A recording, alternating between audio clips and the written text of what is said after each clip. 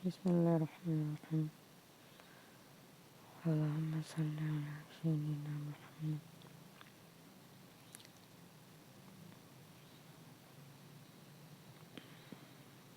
Saya melihat berita di West Bank seperti ini. Zionis tentara IDF semakin brutal kepada rakyat Palestina di West Bank.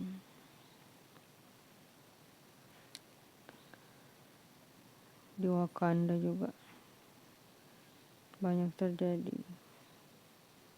penggusuran di beberapa tempat. Seperti itu PSN ya.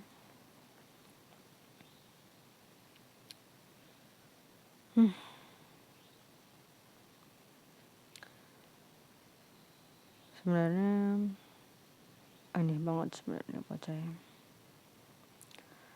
Manusia yang bahkan tidak bisa menciptakan darahnya sendiri, tapi berbuat zalim kepada manusia lain. Hal yang aneh sekali sebenarnya. Secara logika, ketika kamu bahkan tidak mampu menciptakan darahmu sendiri, yang menjadi 90% bahan pembangun utama tubuhmu, kenapa dengan pedenya melukai dan menyakiti manusia lain? Tapi saya lebih tidak mengerti lagi dengan umat muslim. Apakah benarkah kalian menuhankan Allah? Benarkah kalian berpikir Allah itu maha besar?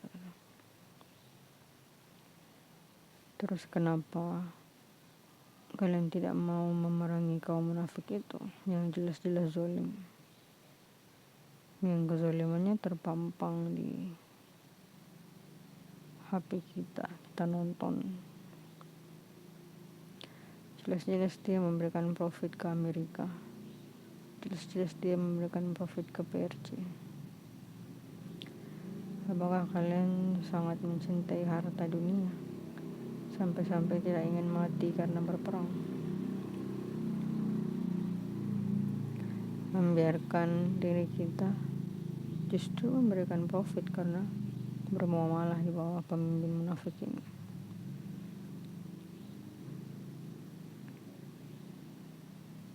Terlalu menyedihkan bahkan untuk dipikirkan. Maka saya sendiri justru bertanya gitu, apakah benarkah di dalam hati kalian berpikir bahwa Allah itu maha besar? Atau apakah kalian sangat pede masuk surga gitu? Dengan semua sholat kalian gitu kan, semua sedekah kalian, pede dengan pedenya merasa kita semua masuk surga gitu. Padahal anak kecil di Gaza masih dibantai sampai saat ini. Padahal rakyat Wakanda sampai saat ini menderita karena limbah tambang. Padahal rakyat Papua sampai saat ini dikejar habis-habisan oleh tentara Wakanda. Pohon-pohon hutan mereka ditebang. Apa yang menjadikan umat muslim itu tidak mau memerangi kaum munafik yang zalimnya itu udah terpampang nyata di layar HP mereka gitu? Maka menunggu Imam Mahdi itu bukan jawaban. Bagaimana caranya menunggu Imam Mahdi sedangkan Imam Mahdi dipaksa dipilih? Maka yang pertama harus disadari itu adalah penyatuan seluruh ulama, penyatuan seluruh umat muslim untuk bersama-sama menegakkan Al-Quran, untuk bersama-sama memilih pemimpin yang adil, untuk bersama-sama memerangi kaum munafik yang zalim. Yang paling pertama harus dilakukan itu memang memerangi kaum munafik. melepaskan diri kita menjadi bagian dari mereka. Justru salah satu sifat yang paling jelas kelihatan dari perang adalah kita bukan bagian dari mereka. Ketika kamu tidak memerangi kaum munafik yang zalim ini, ya kita menjadi bagian dari mereka, dan mereka memberikan profit ke orang-orang yang melakukan kejahatan, Amerika dan PRC. Jadi aneh sekali malah kalau orang-orang kafir tidak percaya Tuhan, meskipun mereka nggak bisa menciptakan darahnya sendiri, adalah sesuatu yang bodoh. Maka lebih bodoh lagi umat muslim yang tidak mau memerangi kezaliman, yang tidak mau mendengarkan Al-Quran. Hati kalian kemana? Apakah lebih mencintai harta dunia? Berarti saking cintanya dia dengan harta miliknya saat ini, takut dia mati berperang. Ini kan menjadi salah satu alasan yang paling dekat. Kenapa kalian tidak ingin berperang?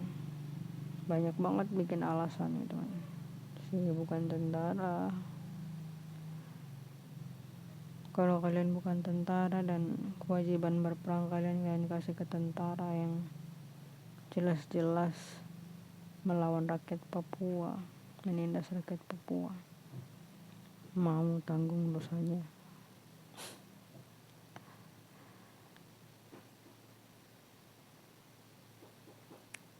Ya sudahlah. Yang paling parah dari semua ini adalah kenyataan bahwa kita gak mau mengambil pelajaran dari Al-Quran dan As-Sunnah. Karena ketika jawaban kamu menunggu, maka itu jauh dari Al-Quran dan As-Sunnah. Jelas Al-Quran dan As-Sunnah itu berfokus pada usaha. Maka usaha untuk bersatu dan memerangi kaum munafik yang zalim ini harusnya udah jelas dan terpampang nyata. Tapi mana kenyataannya gak ada.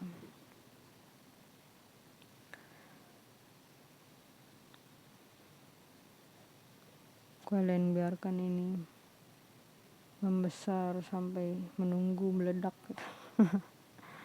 Kebodohan apa yang kalian lakukan? Maka kenyataan bahwa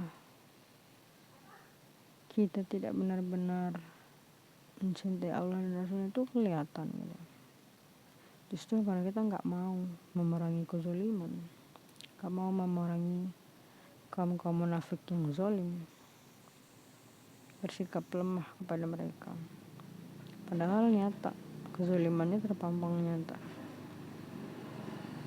Apakah kalian lebih percaya informasi dari orang yang melakukan kejahatan daripada rakyat yang tertindas? Jelaslah kalian tidak menuhankan Allah kalau begitu. Kalian menuhankan kenyamanan kalian. Karena kalian dengan harta kalian masih bisa makan 3 kali sehari. Berbeda dengan rakyat Gaza, berbeda dengan rakyat Papua. Sampai kapan ini harus dibiarkan ya Allah? Sampai kapan kita terus berada dalam kebodohan? Nyata-nyata Nabi Isa gak bakal turun kalau Imam Mahdi gak ada. Nyata-nyata Imam Mahdi gak bakal muncul kalau gak dipaksa oleh para ulama yang sadar. Maka apakah kalian sadar? Yang paling utama itu bukan menunggu. Yang paling utama itu kalian sadar, bersatu dan memilih pemimpin yang adil. Bagaimana caranya kalian menunggu? Bagaimana kalau bencana Allah datang duluan gitu? Ini beratlah hisabnya, apalagi ulama. Kalian pikir gak berat hisabnya? Beratlah hisabnya. Bagaimana kalau bencana datang duluan gitu? Kan kesian kan. Kalian sendiri yang tersiksa di neraka, kalian sendiri yang tersiksa di hisab. kok kalian nggak mau sadar gitu kan. Apakah kalian mengambil pelajaran dari hadis yang kalian baca sendiri, yang kalian hafal sendiri, dari Al-Quran yang kalian hafal? Kalau kalian ambil pelajaran dari Al-Quran dan hadis, ya nggak mungkin kalian bersikap menunggu. Pasti bersikap aktif, berusaha, membangun strategi, memilih pemimpin yang adil, perangi kaum munafik itu.